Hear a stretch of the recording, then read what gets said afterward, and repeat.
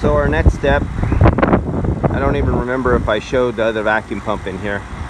I did put it on from the hoses, put it on the S-Man 45 vacuum pump, and I initially brought the system down to 900 microns. It was getting hard to get it below 900 microns. Remember, the old compressor on this literally blew the plug out. It melted it, and you can tell how hot the old compressor got. Here's the heater, and here's the wire, and if you look at the wire, where the wire was up next to the compressor down here, it literally started to melt. And that was down at this point down here, it got that hot. So that's how hot this old compressor got. Then, love that weld, isn't that beautiful? A work of art. Weld, braze. And that was partially my doing. Remember, my son's first time doing a compressor install, because we normally don't do these. We just work on the big VFRs and variable type systems. I don't like working on the old Model A's and Model T's, this ancient stuff that Grandpa put in. So compressor, expansion valve, put in a sight glass just for fun. They never came with them, but I'm always interested when I see one of the units that I put sight glasses in and somebody comes out and does some service on it, and they do a recharge or something, or they replace a component, and they do one of those quick little 10 or 15 minute vacuum jobbies. When I come back and see the job a few years later and I see the sight glass is all yellow because it's so contaminated with moisture. For you guys in the automotive, HVAC guys, I don't have to explain any of this. There's much better videos on that than this. But you guys in automotive, you don't know this, but old recovery and recycling machines used to have moisture indicators on them, and it would turn yellow like this. If you go back about 2 or 3 videos from this video or more, I have a automotive refrigerant recovery recycle recharge machine, and the center sight glass is just dead ass yellow and totally moisture laden like most of them, and that's when they stopped putting sight glasses on refrigerant manifolds. As you can see, I have the 12 CFM. Now 12 CFM is not pulling through that small tiny core, and you guys, the HVAC guys know this, automotive guys don't know this again. These cores are special proprietary pieces of shit from Courier, and if you have their proprietary several $100 valve core removing tool, you can do it. Other than that, you usually just cut them out and you put regular 1/4 inch in. So these are just depressors that are on here that spin, and so I'm depressing, I'm going through a valve core through a small 1/4 inch. I'm using the silicone hose because if you've seen my videos on the S-Man 4, just the difference between using a refrigerant hose and a silicone vacuum rated hose, how much lower the vacuum can actually be obtained just by using one of these silicone hoses. I have the Blue Vac Pro Plus on here, and it's at the extreme other end of the whole system. For you automotive guys, okay, let's go over this. Since I have a lot of guys watching me who are automotive oriented, think of this as an automotive car, and think of it as a Prius, because Prius have 3-phase electric compressors. This is a 3-phase electric compressor. This is a scroll. The Prius compressor is a scroll. So we have near identical compressors terminology here. You have a condenser just like a car, other than this is bigger. So you have this condenser. Now think of your Prius or any other car. Now think of the Prius Prime. The Prius Prime has a heat pump. This has a heat pump, and that's what this switching valve, diverter valve right here, it'll switch the gas back and forth between heating and cooling. So the condenser right here would become the evaporator and get cold and send the hot gas to the evaporator that is inside here, that I don't have open right now, but there's a large evaporator in there for you automotive guys. Here is your dryer. You notice I didn't say receiver dryer on a car. A car, it's usually a combination dryer and receiver. This is just a dryer module all by itself. and accumulator up there, or receiver tank, however you want to say that.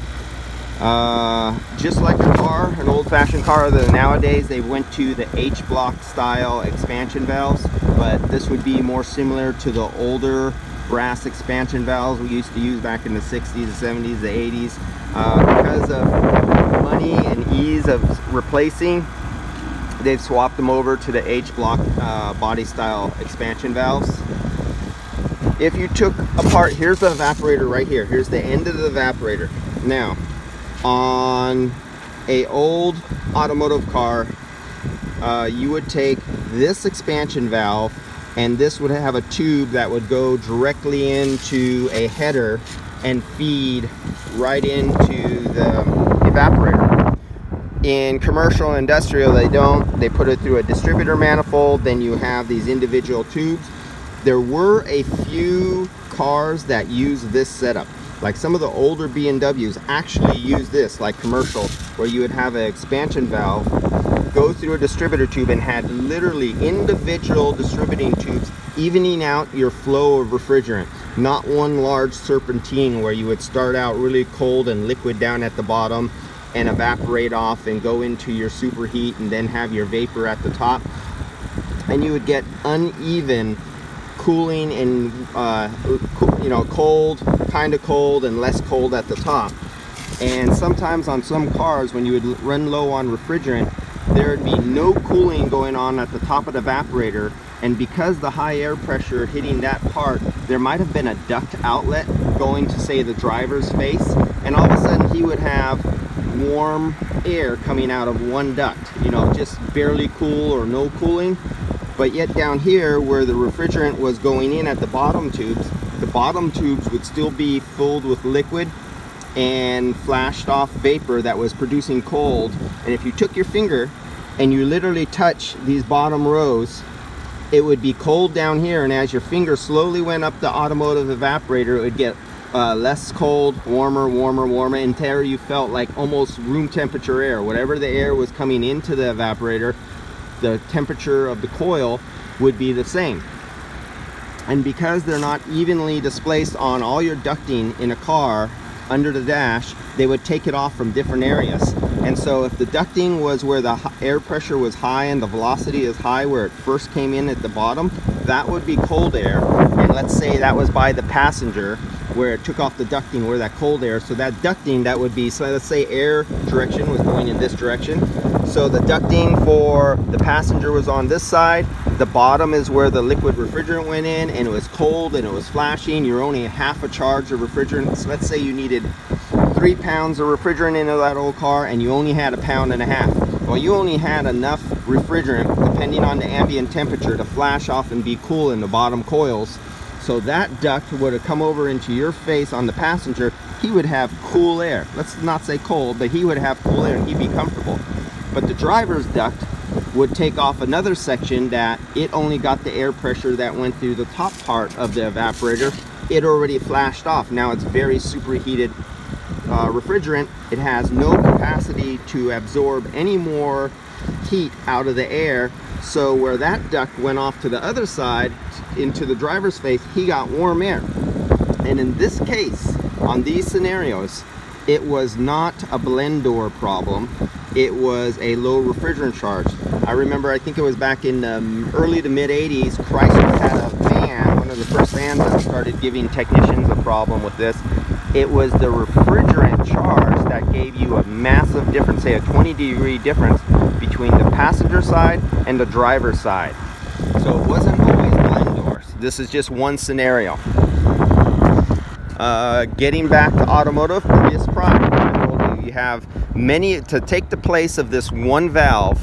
On the Prius Prime, they put several valves in a few locations to all this pipe conductor. If you look at a Prius Prime, I have a Prius Prime all taken apart in one of my videos where the bumper is off, the fender is off, the wheel is off, and you can literally see all this crazy mess of piping from the automotive. That is just a crazy mess, because remember, we only had one pipe going out and one pipe coming back.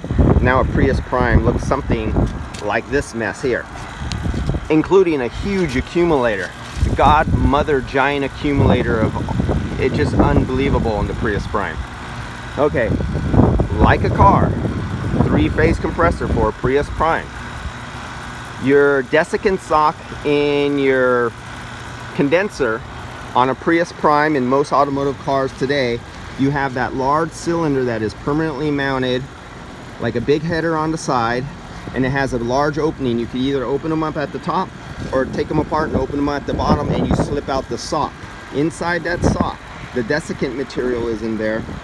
And think of your vitamins where it had that little package that says do not eat. That's a desiccant material to keep your vitamins from falling apart and getting moist. Same thing, you got a sock with desiccant material. You can open them up, take them out, and put in a new one so you can keep your system dry. So instead of that, these systems have this. Now, when I used to do a lot of old buses, big giant tour buses, 50, 60 passenger vehicle buses, they use commercial stuff like this. When I used to do limousines, they would use the smaller black metal receiver dryers. But what I would do, limousines had a mess, and the guys who did limousines did not know how to do air conditioning. So I would modify all the old limousines and put 2, 3, 4, and even 5 evaporators on one compressor, sometimes converting them over to 2 compressors under the engine compartment and splitting up the load. But there's guys who didn't want to do it because of money. It can be done, and it can last 100,000 miles with that much load on a little compressor. It just took a long time to cool down the cabin, but once you cool it down, you just never shut off the car and you just let it run all day. Because once it heated up and you let it sit out in the parking lot you have a big stretch limousine that could hold 10 or 12 people, and you set it out in the parking lot in midsummer, 100 degrees, and it was 140, you would never break that down before the end of the day. So once you got the cabin temperature cool, when you left the limousine shop, you just let the car idle all day long and never turned it off. But I would stick these receiver dryers, or these dryers, sometimes receiver dryers in the system, extra condensers and subcooling condensers. And I would put a sight glass, because limousine guys and taxi guys would always go to the cheapest places. They use cans and they'd do service. They'd go to body shops, replace the condenser, leave the lines open to the air, and just totally moisture saturate the system. So what I did on all my limousines, I actually put in a moisture indicator. I got everything working really good, colder than it ever was from the factory and more reliable. And I put a moisture indicator. And when somebody would have a problem, if they didn't come back, 95% of the time, if they went somewhere else for any other kind of work, when I would see my car come back to me, this would be yellow every time. Or if they went to one of those recharging machines where they recover refrigerant, they recycle it, supposedly. They don't change their dryers in those machines.